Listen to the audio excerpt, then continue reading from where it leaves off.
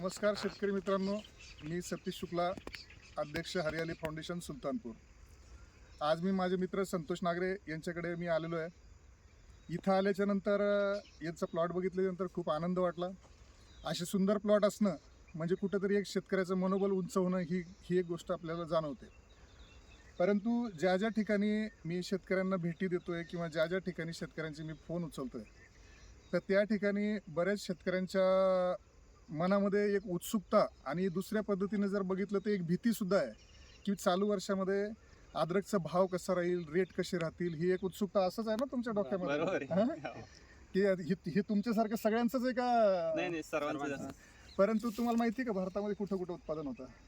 फक्त भारतामध्ये नाही, फक्त आता महाराष्ट्रातच सातारा आणि वसई आपला भाग. शेतकरी मित्रांनो, अद्रकचं उत्पादन हे संपूर्ण भारतामध्ये जवळजवळ 28 ठिकाणी वेगवेगळ्या व्हरायटीच्या स्वरूपाने उत्पादन होतं. फक्त प्रचलित पद्धत आणि माहिती असलेली शेतकऱ्यांना फक्त बेंगलोर आणि औरंगाबाद किंवा सातारा ह्या 2-3च जागा जे आहेत ते शेतकऱ्यांना माहिती आहे.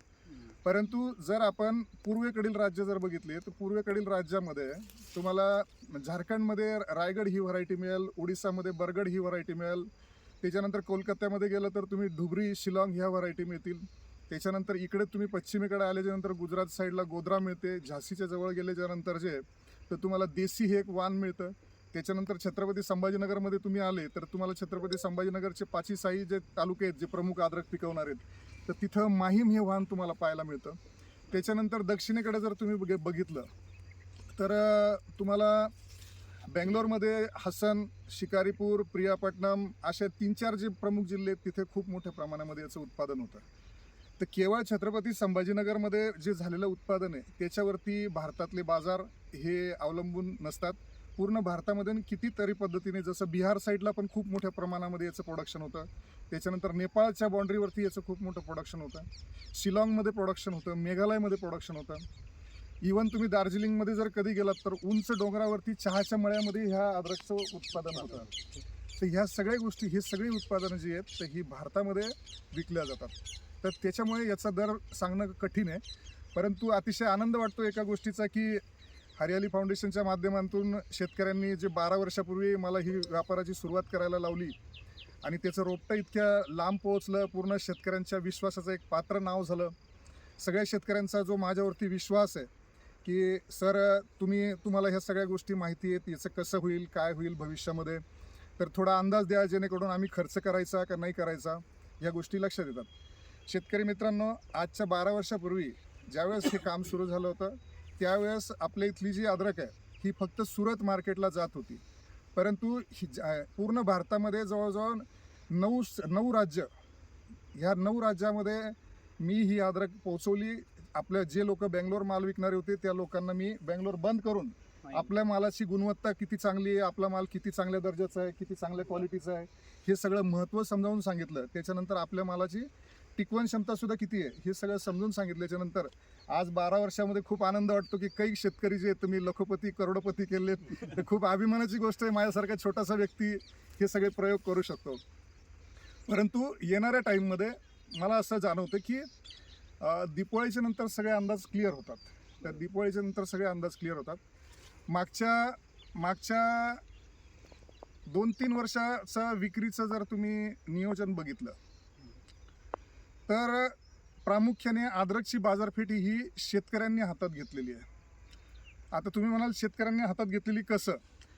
जर समजा पहिले असं होतं की मार्केटमध्ये समजा मागणी जास्त झाली तर बाजार वाढायचे, मागणीच्या तुलनेमध्ये पुरवठा जास्त होऊन गेला तर बाजार तुटून जायचे, आणि ज्यावेळेस बाजार तुटायचे तर त्यावेळेस शेतकऱ्याचं काय व्हायचं, संयम थोडासा ढासळायचं. शेतकऱ्याला वाटायचं आणखीन खाली पडतात का, असंच होत होतं ना. त्याच्यामुळे त्या भीतीपोटी शेतकरी आणखीन जोरात माल काढायला तयार करायचा. तर त्याच्यामुळे त्या मार्केटला गरज नसताना सुद्धा आणखीन शिल्लक माल जास्त यायचं, जेणेकरून ते बाजार जे आहेत तर खाली येत राहायचे. तर त्याच्यामुळे आता तुम्ही बघितलं असेल की मागच्या 2 वर्षामध्ये समजा जिथं अद्रकचा बाजार 60 रुपये चालू आहे आणि 60 रुपयाच्या ठिकाणी जर 55 रुपये बाजार झाला तर शेतकरी सरळ काय म्हणायचं, नाही आता थांबून घेऊ. तर हे थांबून घेतलेल्या पद्धतीमुळे काय झालं की मार्केटला जी जाणारी एक्स्ट्राची जी आवक आहे तर ही कुठेतरी कमी झाली. त्याच्यामुळे हे जे 2 वर्षापासून बाजार खूप चांगल्या पद्धतीने शेतकऱ्यांनी हातात घेतलेली आहे. शेतकरी मित्रांनो, विक्रीच्या बाबतीमध्ये मी एक गोष्ट तुम्हाला सांगू शकतो. ज्या लोकांचे प्लॉट चांगले आहेत किंवा मोठे प्लॉट आहेत त्यांनी 3 टप्प्यामध्ये माल विकलेला कधीही चांगला. एका टप्प्यात कधीही जाऊ नका. एक टप्पा जो आहे तर तुमचा नोव्हेंबर डिसेंबरमध्ये असला पाहिजे, एक टप्पा तुमचा बियाण्याच्या टाईमामध्ये असला पाहिजे, एक टप्पा तुमचा मे एंड म्हणा किंवा खोडव्यासाठी म्हणा, ज्यांची जशी कॅपॅसिटी असेल त्या पद्धतीने जायला पाहिजे. असे टप्प्याटप्प्याने शेतकरी ज्यावेळेस आपला माल कमी करतील तर त्यावेळेस मार्केटला जेवढी गरज आहे तेवढा माल मार्केटला पण मिळत राहील आणि त्याच पद्धतीने बाजारसुद्धा त्या पद्धतीने टिकून राहतील. आणि ज्यावेळेस बाजार पडतील तर त्यावेळेस घाई करणं योग्य नाही आहे. त्यावेळेस सगळ्या शेतकऱ्यांनी, आता सोशल मीडियाचा जमाना आहे, व्हॉट्सअपचा जमाना आहे, अगदी 0 मिनिटामध्ये सगळ्या गोष्टी सगळ्या शेतकऱ्यांपर्यंत 0 मिनिटात पोहोचतात. तर तिथं थोडा संयम बाळगला पाहिजे. याच्यामध्ये मी सगळ्या व्यापाऱ्यांना सुद्धा, पूर्ण संभाजीनगरच्या व्यापाऱ्यांना सुद्धा विनंती करेल की आपण सगळे व्यापारी बंधू जे आहेत तर आपण शेतकऱ्याच्या जीवावरती पोट भरतोय, शेतकऱ्याच्या आशीर्वादाने आपण आपलं सुद्धा पोट भरतोय आपण. तर ह्या ठिकाणी कसं होईल तर तेवढं शक्यतोवर आपण मार्केट टिकून ठेवण्यासाठी, मार्केट उंच ठेवण्यासाठीच प्रयत्न करायला पाहिजे, जेणेकरून आपले शेतकरी बांधव जे तर कुठंतरी प्रगतीच्या दिशेने जातील. सगळ्याच्या मनात जी शंका आहे शेवटच्या शब्दामध्ये ती सांगतो की येणाऱ्या टाईममध्ये बाजार कसे राहतील. कच्च्या मालाचं तसं फिक्स अंदाज कोणीच सांगू शकत नाही. पेरिशेबल जो कच्चा माल असतो त्याचा फिक्स अंदाज कोणी सांगू शकत नाही. परंतु आजपर्यंतच्या माझ्या अनुभवातून, आजपर्यंतच्या माझ्या पूर्ण भारताच्या बोलण्यातून, पूर्ण ठिकाणी फिरण्याच्या माध्यमातून एक गोष्ट मला अशी लक्षात येते की येणाऱ्या वर्षामध्ये दिवाळीच्या नंतर सगळ्या व्यापाऱ्यांनी आणि सगळ्या शेतकऱ्यांनी मी सांगतो त्या पद्धतीने जर समजा नियोजन केलं तर सरासरी एक 3,000 रुपयापासून 4800 रुपयापर्यंत बाजार असण्याचा अंदाज आहे. आणि मला असं वाटतं की हे बाजारसुद्धा कमी नाही आहे. तर शक्यतोवर ज्या लोकांचा समजा मार्केटमध्ये किंवा माल चांगला आहे तर त्या लोकांनी 3,000च्या खाली जायलाच नाही पाहिजे. कारण आपण जर बघितलं तर 2 लाख रुपये वर्षाची ह्या वर्षीची एका एकरची गुंतवणूकच आहे. लाखभर रुपयाचं बेनच झालं. त्याच्यानंतर लाखभर रुपयाचं बेनं झालं, तुमचे 4-5 ट्रॉल्या शेणखत, रसायन खत, लावणीचा खर्च, रोटावेटर, बेड पाडणं, हे सगळा खर्च. जर 2 लाख रुपये शेतकऱ्याचा खर्च आहे आणि एकरी जर आपलं 100चंही जरी ॲव्हरेज निघालं तर कमीत कमी 1 लाख रुपये का होत नाही शेतकऱ्याला नफा हा मिळायला पाहिजे. तर शेतकरी मित्रांनो, जसं 2 वर्षापासून तुम्ही सगळं मार्केट हातात घेतलंय तसं ह्या वर्षीसुद्धा तुम्ही सगळ्यांनी संयमाने मार्केट जर हातात घेतलं तर कुठंतरी मला वाटतं की बाजार पण टिकून राहतील आणि आपल्या सगळ्या शेतकरी वर्गाचा कुठेतरी त्याच्यामध्ये फायदा होईल. आपण सगळ्या शेतकऱ्यांनी जो मला विश्वास दाखवला आहे, आपल्या सगळ्यांचं मी मनापासून आभार मानतो की माझ्यासारख्या अतिशय साधारण व्यक्तीला आपण एवढं विश्वासपात्र समजलं आहे. तर शेतकरी मित्रांनो, जे तुमचं प्रेम आहे आयुष्यभर मी तुमचा उपकृत राहील. जेवढी चांगली सेवा मला तुम्हाला देता येईल ती सेवा मी नेहमी देण्याचा तुम्हाला सांगण्यासाठी प्रयत्न करीन. जय जवान, जय किसान.